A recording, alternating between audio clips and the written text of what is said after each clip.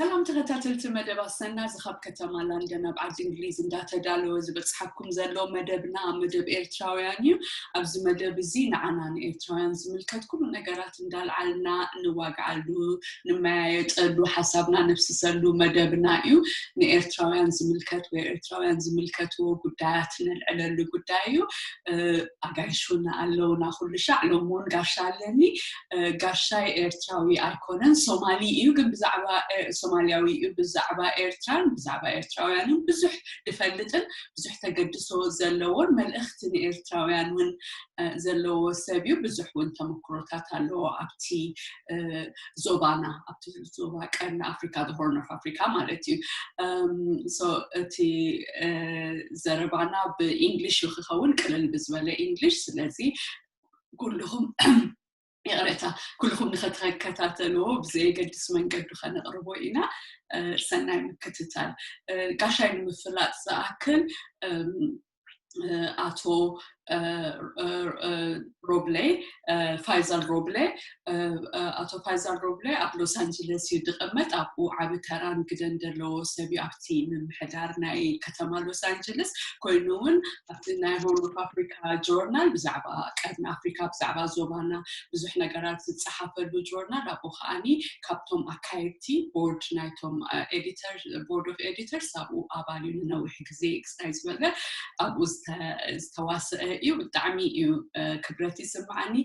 Thank you for attending this session and being part of our discussions on the Horn of Africa, something that you passionately hold on to you have held on for many years, something that has brought us into contact quite a lot of times. This is not the first time, Faisal, so it gives me great honor to introduce you to my Eritrean audience. Welcome, Faisal. Thank you very much, Salam. I really appreciate, and let me say Kamallaho. Miskin Kamillaha. So by way of introduction, Faisal, I've said a little bit about your long-standing interest in the region, but I haven't said much about why you are here today. What is your interest in Eritrea? And I've heard so many nice stories that you've told me over the years about Eritrea, but I want my audience to also hear some of those. What is the link between Faisal and Eritrea? Thank you very much, Salam. And I don't know if you told the audience, but you and I met several years ago, probably first in Atlanta for a Horn of Africa conference, which was really led and initiated by Eritreans in the diaspora. And then the second time we met was in Djibouti, which was the last conference we had, again on the Horn of Africa. This was an attempt to really bring the different viewpoints of the Horn of Africa, at that time really pioneered and led by Eritrean intellectuals, and then we joined you guys. So we will talk about that probably towards the end, because that will be part of our concluding. My connection with the issue of Eritrea and Eritreans in general is very long.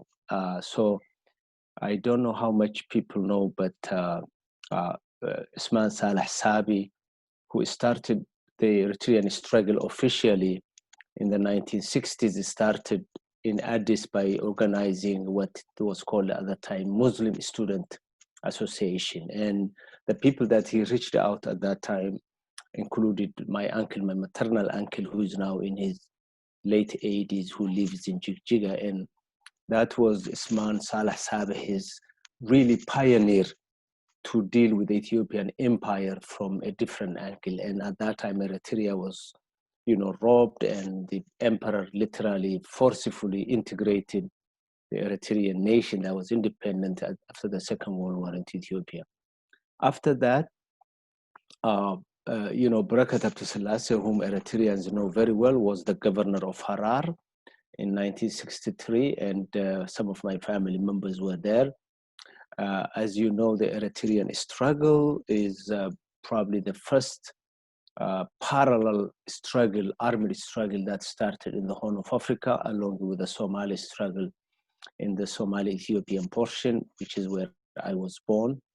In my later years, when I went to Somalia, Mogadishu, much later in my teens and my college days, I get in connection with a lot of Eritrean Somalians who, after the Second World War, re-established themselves in Mogadishu, a very popular coastal neighborhood called Abdul Aziz was the hub of the Eritreans. So those of us who came from the Ogaden felt that the closest place to home, and we would go there for weekends. I developed a lot of relationship and friends, including some, close relationship with families who are still in Mogadishu. And I understand one of the people who grew up in that neighborhood is currently a foreign affairs advisor to the current president of Eritrea, Isaias Afwerki.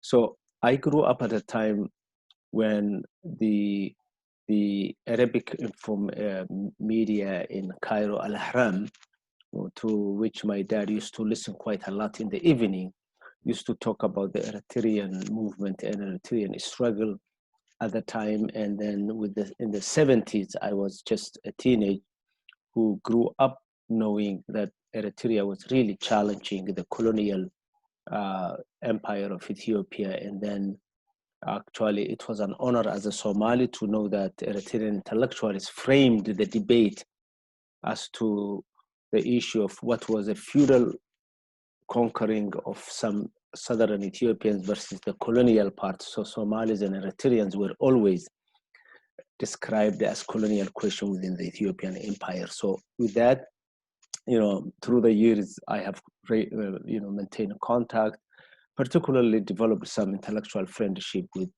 Dr. Barakat Abteselase, whom people know very well. And so to conclude my relationship with Eritrea, my uncle was also the Somali ambassador to the UN during the struggle for Eritrea, especially when Eritrean intellectuals established the research institute, RICE. The only way they can get information about UN resolutions pertaining to Eritrea and Ethiopia was by using Somali ID card to get to the UN General Assembly. And my uncle was the one who was giving to people like Dr. Barakat Abteselase that. So at a family level, I was very much connected and aware of the Eritrea. As much as I knew the Somali struggle, I could say I was also very much aware of the Eritrean struggle, not to mention the fact that it was the inspiration of all those people who were oppressed at the time in the Ethiopian Empire. Mm-hmm. And it's very interesting to hear the links across the region.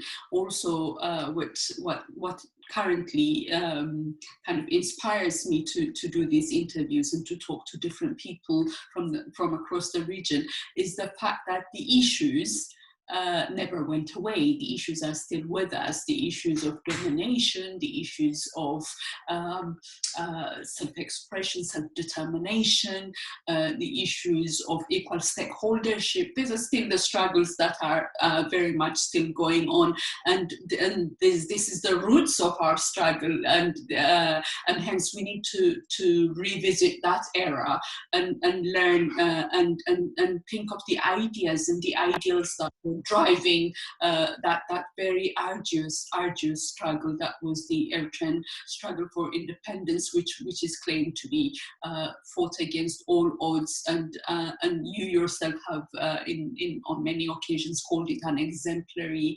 struggle. One of the earliest alliances, as you're saying, one of the earliest alliances that our struggle, the struggle for Eritrea's independence, managed to get, and it was a very fruitful alliance in terms of getting permits, passports, and what have you for the fighters, was the link between the Somali Somali people and the link that it was able to establish in Somalia, which was a very important link. Tell me a little bit more about that link between Somalis and the Eritrean struggle for independence. Yes, so as you know, Somalis or Somaliland, for that matter, mainly the southern and then that portion in Ethiopia, were colonized by the Italians. And during the Second World War, a lot of Somalis were recruited to serve the Italian army. In the same way, a lot of Eritreans worked also for the Italian army. And then they interacted in many battles against Haile Selassie's troops at the time.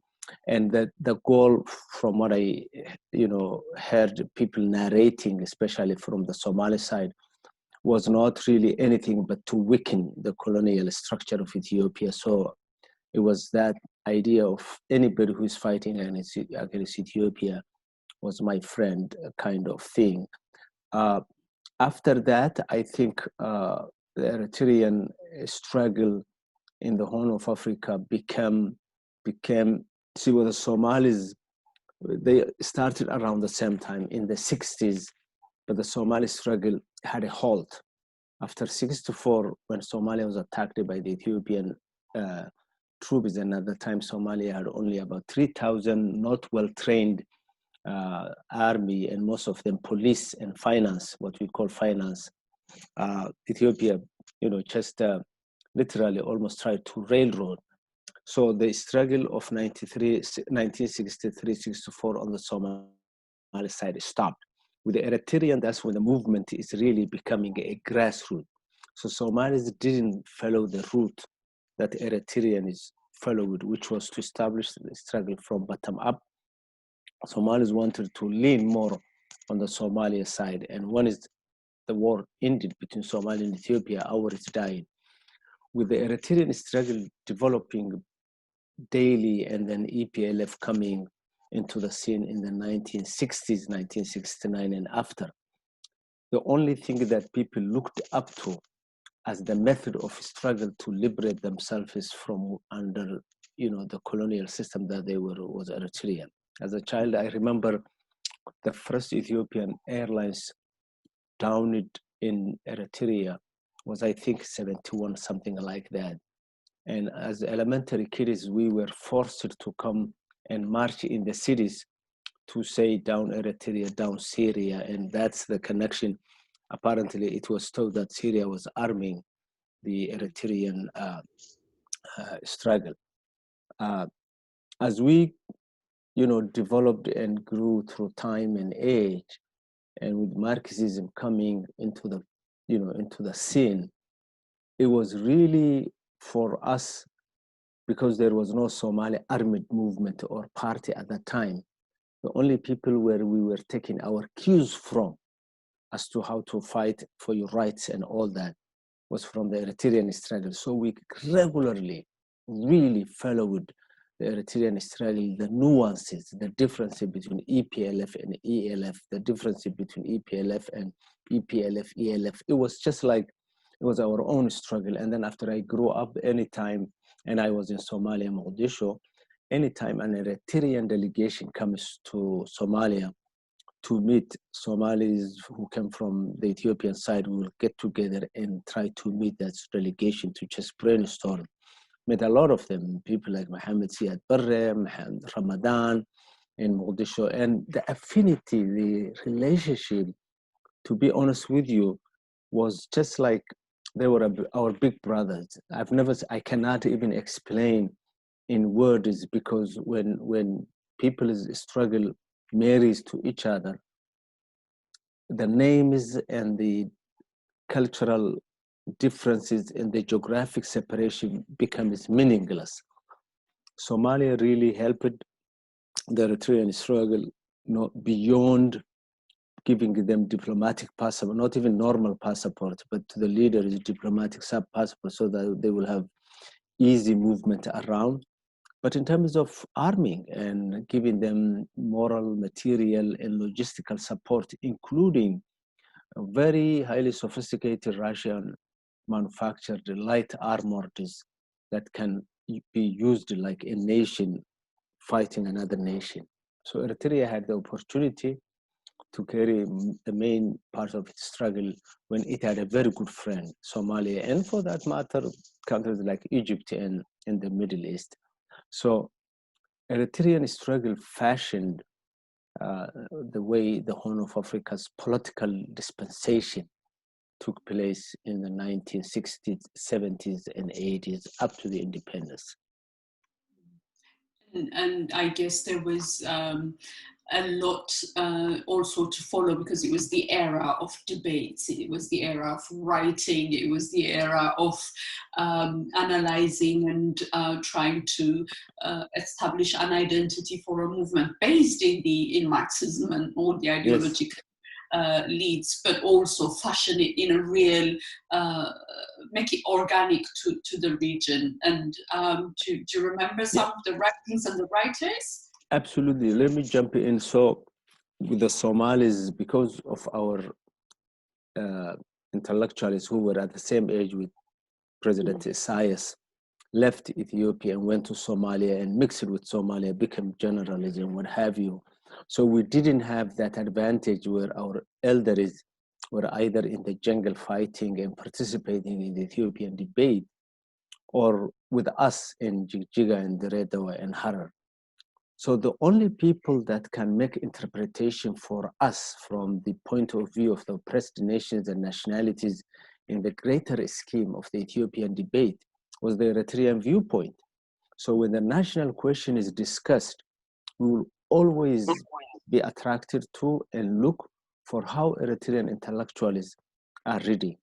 That's why the book that Dr. Barakat Abdesselasi wrote on the conflict in the Horn became to Somalis really something next to a Bible, the way he described, because not only is he linking the struggle of the movements of Eritrea and Somalis, but with his depth knowledge of the Ethiopian scheme, he gave to Somalis things that they probably would not have known. So I could say I learned a lot of my the understandings that I have about Ethiopian politics and sociology, mainly from the way the Eritrean elites and Eritrean intellectuals interpreted.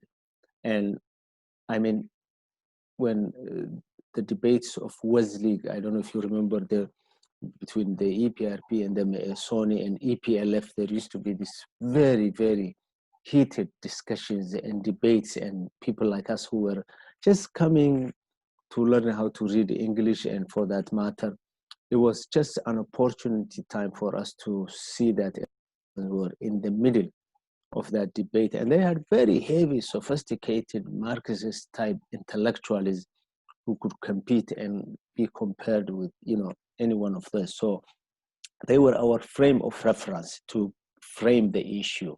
Not only for Somalis, I think the same with Oromo. At least I'm very aware of the Oromos in the Harar regions that we grew up together, and Eritrean intellectuals were the people that we looked up to. And I think that went on for a long time until I would say late 70s, when the Somali Studies Association was established. And after Somalis, the big membership were Eritreans, because at that time there was no Eritrea, but Somalia had the money and everything to spend. So any Eritrean intellectual that you know, whether they were right-wing or left-wing, were part of the Somali studies, which really became a force to slow down some of the, true, but at times false claims of the Ethiopian studies that were done by scholars, Western scholars, who always perpetuated a lot of myth and mythology surrounding the Ethiopian empire. So the two societies and the struggles that we waged centered around how Eritrean is mostly interpreted that question. And that's why I said, the colonial question. Yeah, exactly.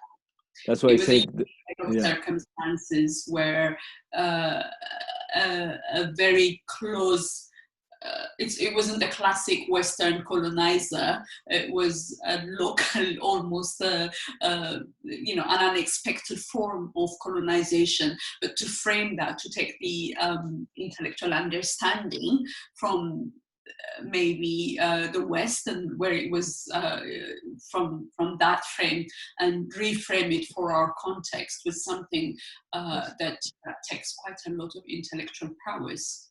Yes, and Salam, as I said, that there was this Eritrean thriving neighborhood in Mogadishu called Abdul Aziz. Later on, it was renamed into Kamba and Haro because Somalis didn't, differentiate as much. in the same token, in Karan and Asmara, there were very self-sustaining Somali neighborhoods who have settled there. And so this relationship really started way in the 1930s and then maintained. But you're right. I think one thing that was very unique to Ethiopia at the time, with all the intellectuals, the Eritrean, the Oromo, the Somali, and other Ethiopians, was the way they took the Marxist-Leninist viewpoint and then applied to the concrete conditions, even the way they separated the Eritrean/Somali question from, say, the Oromo and the Walaita, one being that feudal, where all the feudal Ethiopian system expanded and then started taxing and expedition form, whereas Somalis and Eritreans were entities away and different from the Ethiopian empire and were captured as late as 1940s. I mean, the last British flag that were pulled down from Somaliland in Jigjiga was 1954, when my dad married to my mom. He had a British marriage certificate, which shows the birth of some of my older family members. So it's just a recent lifetime. And so to understand that was really very, very interesting. And sometimes, sometimes it feels like that's when the Horn of Africa, the heydays of the intellectualism in the Horn of Africa, it sometimes feels like thinking stopped there. And ever since then, all the political discourse kind of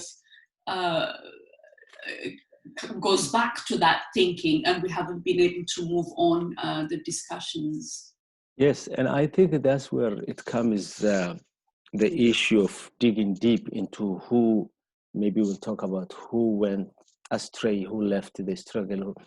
So the current Ethiopian situation is very interesting in the sense that it's the Somali, the Oromo, and some Eritreans who endorse the idea of people of the student movement and the Walalans and the progressive, and the very society that produced people like Walalani and all the other left are running away from. Exactly the same way you will see in some American societies where some liberals in the 1960s ran away from their own ideas and embraced some conservative, Today, in some of these circles that support unitary system of government in Ethiopia, don't want to hear the names of Walalani, the names of the student movement.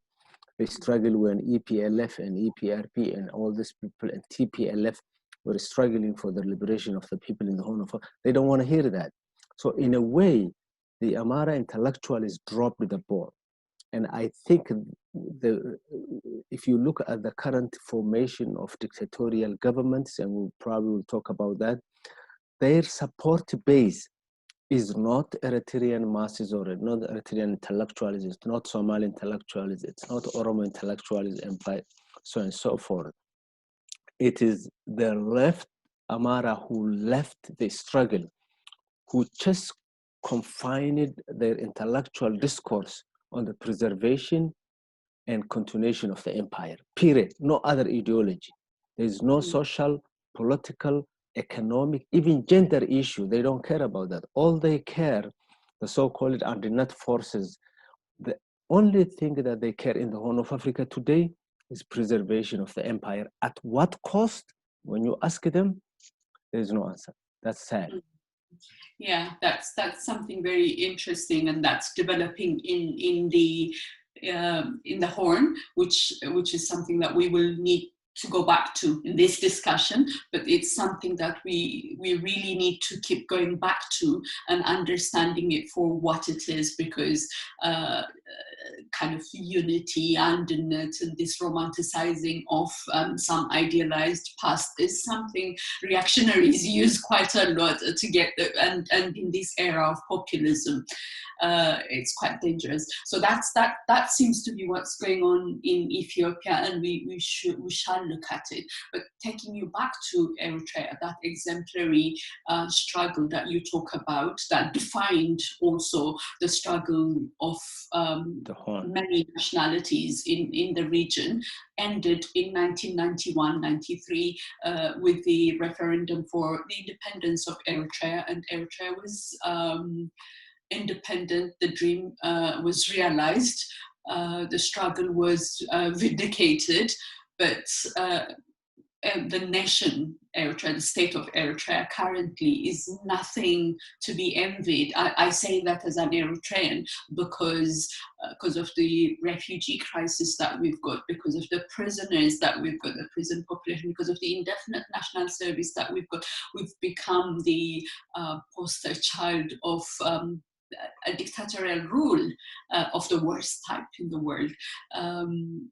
What went wrong from the ideological perspectives? Who went where? Yes, Salam, I share with you. I think Eritrea had two faces and two stories. And I think the first story is the one that we covered that really had positive impact on the political dispensation of the Horn of Africa, particularly the consciousness raising part of that started way back in the 60s and 50s when Eritrea was co-opted into Haile Selassie's, imperial system, and with all the struggle and the bloodshed and the beautiful ideology-based armed struggle, grassroots struggle that they started. I mean, I remember I was at UCLA. We had two Eritrean roommates for 2.5 years, and everybody was paying their taxes or contribution to the front. And sometimes they will force me and say, Pfizer, it's your struggle, and I would chip in, to them without, And what went wrong, especially now that we are facing in Eritrea environmental degradation, deforestation, soil erosion, youth unemployment, landmine is still not being cleared for the years that, it was there. I think what happened is when President Isaias, became president in 94, he promised that he will have an election within 4 years and wrote that into the constitution. I think after he sat there, the mentality of the autocratic dictatorship just dawned on him.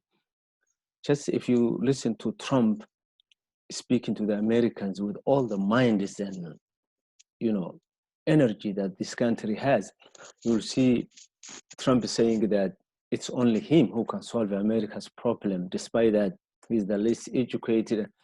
And I think Isaias fall into that trap, where he became a patriarch, like the person who guards the church or the mosque, that if I don't do it, nobody else can do it.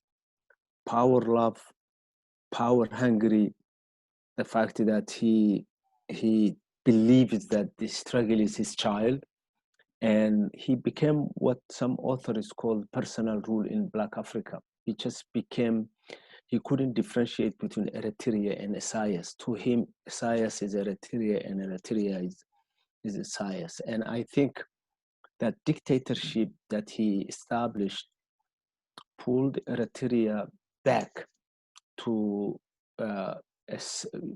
very, very many years behind, that it was ahead of the region. If you know, in many sectors of the economy of the Horn of Africa, Eritreans were the dominant, whether it's the trucking business, whether it was, all my teachers in Jigjiga, believe it or not, as they were mostly Eritreans. I think maybe they used to bring it down there to make them far away from the center.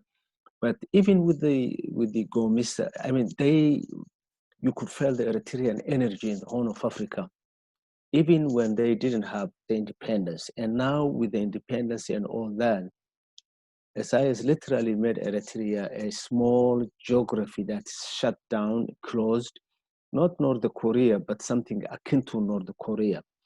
And with 350,000 soldiers unemployed, Isaias doesn't sleep peacefully at night, but just scheme as to how he will make sure that he controls each and every movement in the nation. whether it is the youth movement, the army movement, the political movement. So I think it just happened that he utilized the energy of the nation after the independence to slowly but surely install an autocratic rule. And most of us didn't know. I think we thought that Isaias was the guy who liberated the country, but we failed to listen to people who left the front in the 80s and tried to write about him, and we denied. And one of them was Barakat Abdel Selassie, whom he tortured in the jungle when he left the Ethiopian Commission and joined EPLF to help. He was harassed and he left, and part of the agreement was just leave out. And slowly but surely he established his dictatorship in the last few years when he was in the. And I think we remained silent because the big picture was more important than the little thing. So still the Eritrean constitution is democratic, it's there, it calls for multi-party system. But I think at the very moment that Isaias became president, if you recall, and he said, unlike Mallas in Ethiopia, we will not permit parties based on ethnic or, that should have been an indication for us to say, hey, people have the right to organize the way they want, or religious based, as long as they don't damage the national security. So I think from there on, he was already on the track of becoming a dictator and subverting the aims and ideals of the Eritrean masses. Yeah. So the different strands. One is the fact that the autocratic nature, like I birthed this nation. This nation is my child, and it's me, and I am it. There's that the personification, that there's that, and then together with that, what goes on is for various reasons, various sectors and the public were silent, quiet, because at first there was a bigger picture that had to be nurtured. Then it was, maybe it's not time yet, it needs, it's early days, there's too many things happening, let's give them a chance. And then lo and behold, it was too late to say anything, and everything was going under the rails, and here we are. What do you think, what are the lessons here if we widen it out to the wider region, and particularly to the hot issue of what's going on in Ethiopia, which has got impacts and implications for the whole region? What are the lessons here? A popular person who's done something, almost rebirthing a nation, and here we are. So I think with the lessons are very important, but to know why also you mentioned a couple of factors as to why dictatorship sailed in Eritrea. One, that personification of the independence and the birth of the nation under his image, and the other one was the rest of the Eritrean mass and intellectuals and political groups saying, give him time, give him time. The nation is young, we cannot show the enemy that we are divided. I think the third factor was also, at the time Eritrea became independent, already the Arab Spring was brewing. And I think Isaias already figuring that out, he suppressed the whole nation, fearing that Eritrean Spring could be the next. I think the lesson is learned is that dictatorship never advances the cause of the masses and energizes the nation. That's number one. Number two, dictatorship and autocratic rule produces a second form of struggle. I think whether Isaias knows it or not, in the nation's lifetime, 20 years, 30 years is nothing. So he may think he is presided over a long period of time and nothing is happening, but already we can see that movement and conversations like this and many others are taking place, which is the route for starting a new form. The lesson we learned is that you cannot really hold the people of the Horn of Africa at bay. We have seen this if you go back to the day Haile Selassie was thrown in 1930, up to today, the fire has never been distinguished in the Horn of Africa. Even when Eritrea became independent few years after that, 4 or 5 years after that, the Badime War started. These people have never had the chance to really settle down and go back to their ingenuity, which is they are good at education and economic development. I think we are learning lessons that our leaders are the problem, not the people.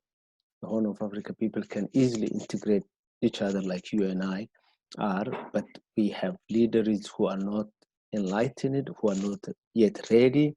And I don't think it will come easily to remove them, and we can talk about that. But definitely, Eritrea is in a very precarious situation at this point in time, as we talked, in addition to all the environmental and economic issues that we talked about. There is a huge brain drain taking place in Eritrea. Even the sad story is people prefer to go to Ethiopia than to Eritrea, despite that Ethiopia is facing such a massive upheavals, and still they feel like they can walk around freely. So I think in a way, people should be very bad about what happened in Eritrea when the struggle was so beautiful to end up here. What can we do? I think people can do a lot of things, and then maybe, I don't know if you want to ask me another question, but I can jump on that. And yeah, we will discuss that in the last, towards the end. But I also would be very interested to hear about what the Somali people can learn, what the Ethiopian people can learn about what went wrong in Eritrea, what are the lessons for similar struggles across the region and beyond. Yes. I think what we can learn is that when there is a movement, and it also happened to Ethiopia, when there's a movement and the movement is beautiful and it's on the right course to deliver to the people, there has to be a very concerted effort to also develop parallel social and economic organizations, grassroots groups, women's groups, youth groups that are independent from the main chapter that's running, and with the Eritrea, the entire effort was given to the struggle and to Isaias's establishment. So there was no independent women's organization. There was no independent youth organization. There was no people who would raise questions of justice and gender equity and what have you. Completely we shut off everything. So when the right time comes to challenge and raise questions, there's nobody. So we have to start everything from zero now. It happened in the same thing with Ethiopia currently. The so-called Amara-Oromo Alliance, all they knew was to get rid of the TPLF and EPR. Actually, not EPRDF. All they wanted was to, get rid of TPLF without any structure beneath. And once they got rid of that, there was nothing else. There was nothing. Leadership was not developed. So I think while we are talking right now, we need to do cross-cultural alliances. We need to do organizations that go beyond the state structure, like that Horn of Africa thing we started, where people of different geographies, different social groups start talking about peace, development, and collaboration across cultures. And that's probably what we have missed in the Eritrean struggle. I think we gave everything to the front line. To the one structure. Party or one way of thinking, to the exclusion of all other voices and all other types of organizations, including the traditional, like the religious groups. Everything was brought into this one one basket. So we put all our eggs in one basket. And here we are. You talked about alliances, which is something that I'm very keen on, and something that all of what I do currently is about. But that's, people's alliances of people across the region and within the region is not the only alliance that we see. Actually, alliance is something that has suddenly become quite big, and we see unprecedented level of alliance across our leaders.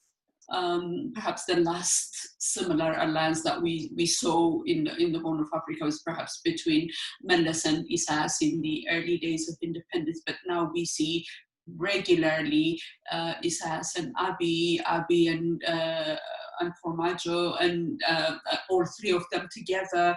And when we see the agenda of each one, or at least the agenda that they profess, is very different to each other. And unlike the alliance that we start at the start of our interview, which is the ideology-based, ideology-led alliance, because people believed in the same principles, or at least profess the same principles. Here we see what they call a tripartite alliance. I don't make sense. I don't understand what this alliance is about. Do you understand it? What is it about? No, actually, it's a fake alliance in a way, so to speak, simply because, as you say, the three folks that are creating alliances for these three countries don't even belong to the same school of thought. Formaggio is supposed to be ultra-Somali nationalist, which Somalis don't even believe he is, but that's the way he tries to keep his power. Abiy is Pax Ethiopiana, that Ethiopia should rule everywhere in the Horn of Africa, which is again an imperialistic kind of thing. Isaias is an autocratic, strong man who wants to stay in power for as long as he wants. They have issues. And I think it's rather not the ideology, but the issue that each and everyone wants to keep the lead on that keeps them united. Formaggio is a small guy who only wants to make sure that the regional presidents of the federal system are kept at bay, and Ethiopia sides with him, so that this regional leader is never become a challenge to him within Somalia. That's all he cares.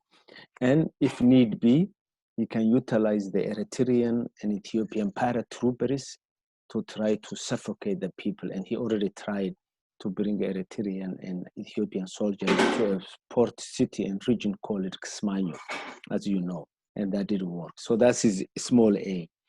With Abiy, all he really sees is how he can contain the Oromo revolt at this point in time, and how he can really change his promises, which were a democratic, and now learning from Isaias, that transition to a dictatorial. Isaias has the Djibouti issue, so that he wants to make sure that he isolates Djibouti. He also has 350,000 soldiers whom he doesn't know what to do. He doesn't want to demobilize them so that they can participate in the economic development of the country. And basically, he just wants to bargain with them to see if he can use it. So each one has a small project, and the small project unites them. As to the Horn of Africa integration, beautiful idea, very progressive, but they are not the ones who can be an agent. And it's not the right time, at least at their level. At the people level, yes, but at their right, no, simply because how can you integrate any country at this point in time with Ethiopia? It's the most volatile place on earth as we speak today. You have the largest nation, Oromos, questioning the existence of Ethiopia. You have Somalia that is literally non-existent in a structural system. You have Eritrea who is sitting and harassing its elites and its intellectuals and people to a point where Eritrea is completely deserted. So empty land, empty palaces, and empty, villas of governments can be integrated, but integration should be bigger than that. It should be economic, social, political, and the hearts of the people, which is what we want, and that's not being prepared really. And it may be the right time, but we don't have the right ingredients at the top. And what you say is very interesting, which is solving the internal pressures, the pressure from within. And in Eritrea, the Eritreans, we need to sort out our dictatorship, really, basically restore our country, our nation back to where it was, and it should have been, to bear, for our people to begin to enjoy the fruits of their hard struggle. Yes. In Somalia, there's a similar sort of thing that is going on. Somalis need to be given the chance to realize the fruits of their suffering, really, and to put in a state back together to pull all the strands together and, Yes. and make a go of their nation. Ethiopia is more complicated in my perspective, partly because it took less than 2 years to betray all the gains. And it's very difficult to make sense of, because on the one hand you've got a Nobel Peace Prize that is being given, and various acclaims that are being made, economic advances that are being talked about, launching a satellite, all gimmickry stuff that is going on, and then at the heart you can't even leave your home and come back to it in peace. Then you cannot even move and work from region to region. What is going on in Ethiopia? Yeah, as you said, very complex, very complicated, and a shifty kind of movement. The other day I was listening to people from Addis Ababa who were praising President Isaias for work. These are former members of All Amara Party, Malla Amara. A friend of mine, Naamin Zaleke, who is the minister for IZEMA on social programs, who just relocated himself from Eritrea a year ago, used to be in Los Angeles. And in my opinion, they were some of the most radical anti-Eritrean groups that used to say, until the last man, they will regain the Marab, river and Asab and Misua. And now they are clapping hands for Isaias and Eritrea against TPLF and Tigray.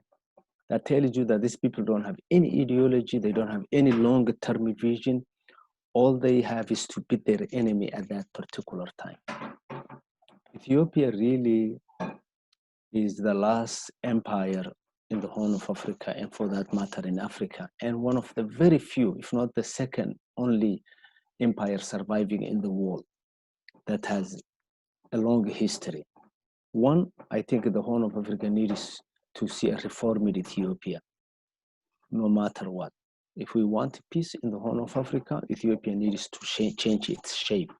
Either a very democratic federal system established, or some kind of geographic realignment. I think we need Eritrean energy to come back to the scene. Eritrean energy and ingenuity that shaped in the past to again reshape. I think Eritrean intellectuals need to re-engage themselves. It looks like they are the least engaged now in the political scene in the Horn of Africa. I think this is about time that we establish again that cross-cultural kind of conversation. We cannot at this point in time jump on a movement, but I think we can start conversations among ourselves and see where we can carry this issue from. I think we need to understand the geopolitics that surrounds us. Most of us who live in the West, whether it's in Europe or America or Canada, come up with a very strategic way to influence home. And mostly our lobbying should go beyond human rights. The West doesn't care about human rights. They put it that way, but they don't care about human rights. They care about two things in order to change the host country or wherever they are in the Horn of Africa. One is where if we touch their economy. Economic interest is a big thing. Oil, sea marines, the Red Coast, things like that. And the trade, routes. That's number one. Number two is strategic. military strategy. I think we need to organize ourselves to show the West that the current situation is antithesis to their ideas about economic, policies as well as their military strategy. But if we shout every night and every day about human rights, they don't care. They don't even care human rights here in the United States and Europe. So I think we need to realign our strategy.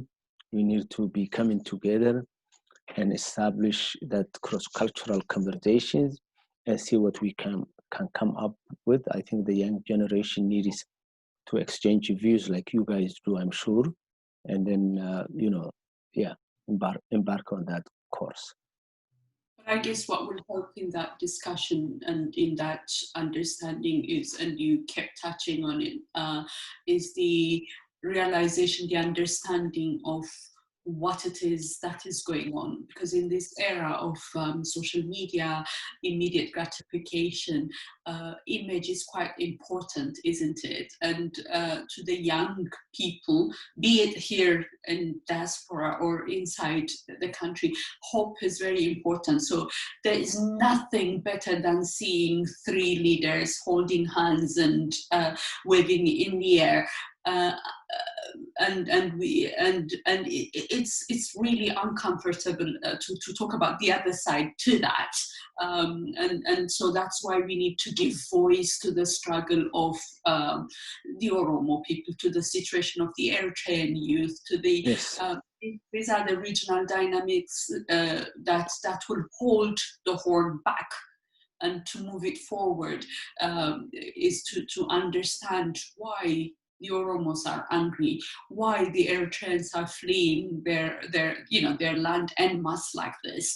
Why the Somalis are unable to rebuild something that they had, to strand it all together. So these are the things that we will continue to struggle as a region. Something that you haven't touched upon, and I would really want to hear a little bit about is, so what I'm beginning to see, what's going on in Ethiopia right now. But what happened? Where did the EPRDF TPLF led administration, which tried to put a very interesting lens on how to rule Ethiopia? What went wrong there? What's your take on that? I think what went wrong is, number one, the two groups that pioneered the change, the Amara and the Oromo, didn't have any long strategy to establish a democratic government when they got rid of the TPLF-dominated EPRDF. So recycling EPRDF just brought back the same dictatorial forces and system, which Abiy is a classical example of the system that EPRDF left behind. People like to say TPLF. I think that's a very racist way of singling out TPLF. I think this was an EPRDF project that that everyone who was a member of that team participated. What went wrong? I think the power of Ethiopia fall into a small man's hand. In my opinion, Abiy is not cultivated politically in the sense that he was somebody who just went in the ranks of the army quickly, part of the establishment, and all his vision is to maintain and preserve all the empire that he inherited. He doesn't want to get out of the comfort zone of using Ethiopia as an experiment to see what change looks like. He's afraid of change, and he is retracting back. Every day, if you look at, he is retracting it back to an old area where it's very dangerous, not only to Ethiopia, but also to Eritrea and to the whole. When he brings back people like Kasa Kabede, people like Gosh Walde, people like, the guy who wrote Red Tears, who massacred Eritrean masses, Walde Gorgis. I mean, these are people who are more reactionary or equally as reactionary as Mengistu Haile Mariam, are today part of his reconciliation and boundary committee. Now talk about a revolution wasted. We were talking about Eritrea. Actually, Eritrean Kisara, if you will, or loss, is baby compared to what had happened in Ethiopia, with 100 million people who finally thought they took the yoke off of their back, just to be reimposed with the ideology of Haile Selassie and Mengistu Haile Mariam, with the history of Menelik that angers the most oppressed people in Oromo. Last night I was listening to an Oromo intellectual who was narrating the idioms that they used to use against Oromo to belittle, just the same way blacks are taught here. You know, I can't even say that in public, but the Oromo guy was saying. So I think Abiy just became, you know, a front person for a return of the Jedi kind of thing, the return of the old guard. And there is nothing more than that we can say. And I think Oromo people need to continue their struggle. They need to create allies with Eritreans, with Somalis, with Sidamas. And this is what's happening now, Salam. I was just jotting a little note. Oromos have relationship with Eritrean youth today, all over. Oromos have relationship with Somalis. Oromos have relationship with Sidama. Oromos have relationship with all the oppressed people, except, guess what? The Amara elite, who are dead sure to preserve and protect the empire. So the struggle went back to where we came from. In the 1960s and 70s, we had the empire and its forces versus the revolutionary headed by Eritrean struggle and the EPLF. Today, in a reversal way, we have those groups plus Isaias and the rest of the Horn of Africa people. And we see where this land is, but it's again another form of revolution to start. Yeah, and I think that's the opportunity that we are being given, is to see this for what it is, which is the struggle of all oppressed people in the region. And that's why I think, although as hard as dejecting as it is, we've got the textbooks already. We've been here. Yes. So we can revisit those links. We can build on them.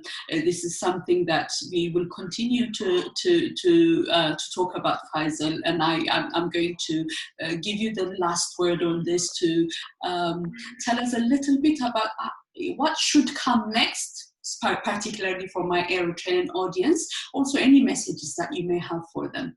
Yes. Well, I think I am a little bit disappointed with the Eritrean intellectuals to be a little bit too cautious, and I think they need to re-energize themselves and pioneer for their youth and their people against the dictatorship that they are in.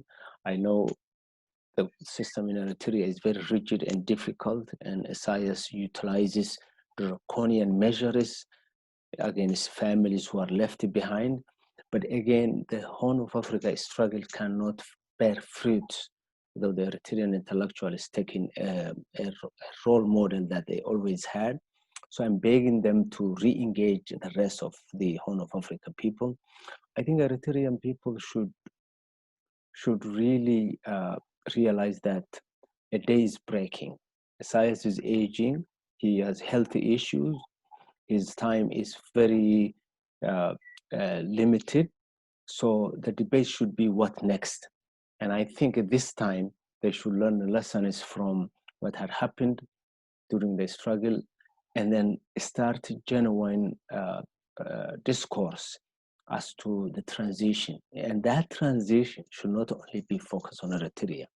That transition, the Eritrean intellectuals should start focusing on the greater Horn of Africa and how they can be part and parcel of the leadership of that change. Thank you so much, Fisal. Very inspiring, and also quite a lot to dig and build on, and pull together and very hopeful. I'm very grateful for the time that you've given us, and yeah, we will carry on talking. Definitely. Thank you very much, Salam. I would be more than happy to talk one more time if time permits for us. Of course. ተከታተልቲ መደብና ነዚ መስል ነይሩ ፋይዛል ብገፊሑን ብነዊሑን እቲ ናህና ናይ ኤርትራውያን ተበግሶን ቀጻሊ ዝኾነ ኣብቲ ቀርኒ ኣፍሪካ ይኹን ኣብ ሃገርና ክንፃወቶ ዘለና ተራኽ ነግረና ውዒሉ ነይሩ ብፍላይ ከዓ ነቶም ምሁራንና ነቶም ሓሰብቲ ነቶም ሓሳባት ዘምፅኡ ዝነበሩ ሰባት ዘነቃቅሕ መልእኽቲ እዩ ዝመስለኒ ስለምክትታልኩም ኣዝየ መስኪን ኣብቲ ዝቕፅል ዘሎ ግዜ ምስካሊ مدباتنا خصائن الرغب يغني لي